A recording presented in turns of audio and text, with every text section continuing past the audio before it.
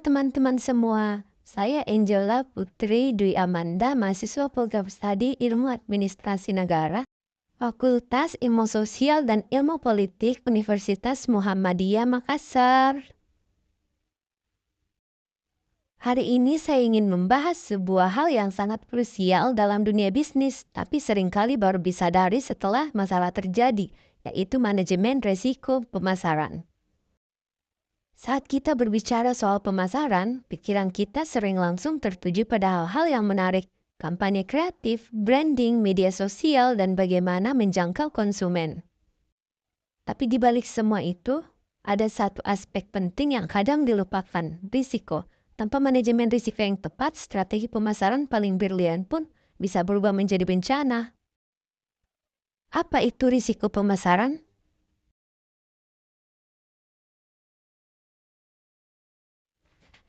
Sebelum kita membahas bagaimana mengelola risiko, mari kita pahami dulu apa itu risiko pemasaran. Secara sederhana, risiko pemasaran adalah segala hal yang bisa menghambat tercapainya tujuan pemasaran perusahaan. Risikonya bisa sangat beragam, mulai dari hal teknis seperti kesalahan data dalam segmentasi pasar, hingga hal eksternal seperti perubahan tren konsumen, munculnya kompetitor baru, atau bahkan krisis reputasi akibat konten kampanye yang tidak sensitif terhadap isu sosial. Contohnya, pernah ada sebuah brand makanan cepat saji yang membuat iklan untuk Ramadan. Maksudnya ingin dekat dengan konsumen muslim. Tapi karena pilihan kata dan visualnya kurang tepat, justru dianggap menyinggung dan akhirnya ramai diboikot. Padahal niat awalnya baik. Itulah risiko pemasaran. Kadang datang dari hal-hal kecil tapi berdampak sangat besar. Mengapa risiko ini perlu dikelola? Mengapa kita harus benar-benar serius dalam mengelola risiko pemasaran? Karena dalam dunia bisnis yang sangat kompetitif dan serba cepat seperti sekarang, satu kesalahan bisa membuat perusahaan kehilangan jutaan rupiah, bahkan bisa kehilangan kepercayaan pelanggan yang sudah dibangun bertahun-tahun. Apalagi di era digital, semuanya bisa viral dalam waktu singkat.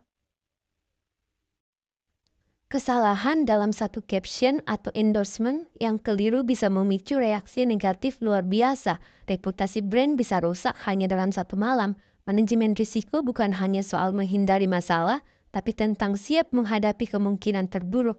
Ini yang sering membedakan antara perusahaan yang bisa bertahan dan tumbuh dengan yang perlahan tenggelam. Langkah-langkah dalam manajemen risiko pemasaran, ada beberapa langkah kunci yang bisa kita lakukan. Satu, identifikasi risiko. Langkah pertama tentu saja mengenali potensi risiko sejak awal. Misalnya, apakah produk kita cocok dengan nilai-nilai budaya di pasar yang dituju? Apakah kita terlalu bergantung pada satu saluran promosi? Apakah target audiens kita benar-benar sudah dipahami? Dua, analisis risiko. Setelah risiko teridentifikasi, kita perlu menganalisisnya. Seberapa besar peluang risiko itu terjadi dan kalau terjadi, seberapa besar dampaknya bagi bisnis dan brand. Sebagai contoh, jika kita meluncurkan kampanye besar tapi hanya berdasarkan asumsi tanpa riset pasar, maka risiko kegagalannya tinggi. Selain rugi secara finansial, kita juga bisa kehilangan momentum pemasaran.